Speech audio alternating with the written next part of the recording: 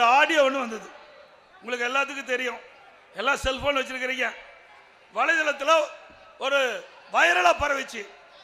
அதுல முன்னாள் மத்திய அமைச்சர் நாடாளுமன்ற உறுப்பினர் திரு ஆர் ராசா அவர்கள் ஒரு கருத்தை சொன்னதாக செய்தி, பரவலான செய்தி. அதுல முக்கியமா இன்றைக்கு சொல்லுவது கலைஞர் டிவிக்கு பணம் சென்றது என்று அவர் ஒரு செய்தி சொல்றார். பிறகு சமூக நீதி பேசும் திமுக சாதி பாகுபாடு இருப்பதை அப்பட்டமா இருப்பதா சொல்றார். மற்றும் திரு கருணாநிதி அவர்கள் உடல்நலம் கொண்டு இருக்கின்ற பொழுது அவரை வீட்டு சிறையிலே வைத்ததாக குறிப்பிடுகிறார். இதைத்தான் நான் சொன்னேன்.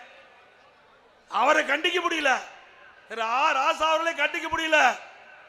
திரு ஆர் ராசா திமுக கட்சியுடைய துணை பொதுச் செயலாளர், முன்னாள் மத்திய அமைச்சர், இன்னைக்கு நாடாளுமன்ற இருக்கிறார். அவர் இன்னைக்கு வலைதளத்தில் வந்த செய்தி, அவர் ஆடியோவில் பேசுற செய்தி தமிழகம் முழுவதும் மட்டும் இந்தியா முழுவதும் வைரலாக பரவி பேசு பொருளாயிட்டது. அதைத்தாங்க நான் சொன்னேன். அவர் மீது கோவப்படுறதுக்கு போல என் மீது கோவப்பட்டு என்ன பிரயோஜனம்? ஆக இவர் பேச பேச இதில் உண்மை இருப்பதாக தெரியுது. திரு ராசா அவர்களை கண்டிச்சா இன்னும் பல ஆடியோ வெளியிட்டுருவார். அதனால அவரை கண்டிக்க முடியல. என் மீது கோவப்பட்டு நச்சு வார்த்தைகளை கக்கி கொண்டிருக்கிறார். நியாயமா? அது மட்டுமல்ல, அவர் பேசுறார், திரு ஸ்டாலினுக்கு பிரெயின் இல்லைன்னு சொல்றார். பாவம். யாரு சொல்றா? திமுக கட்சியுடைய துணை பொதுச் சொல்ல. நாம சொல்லல.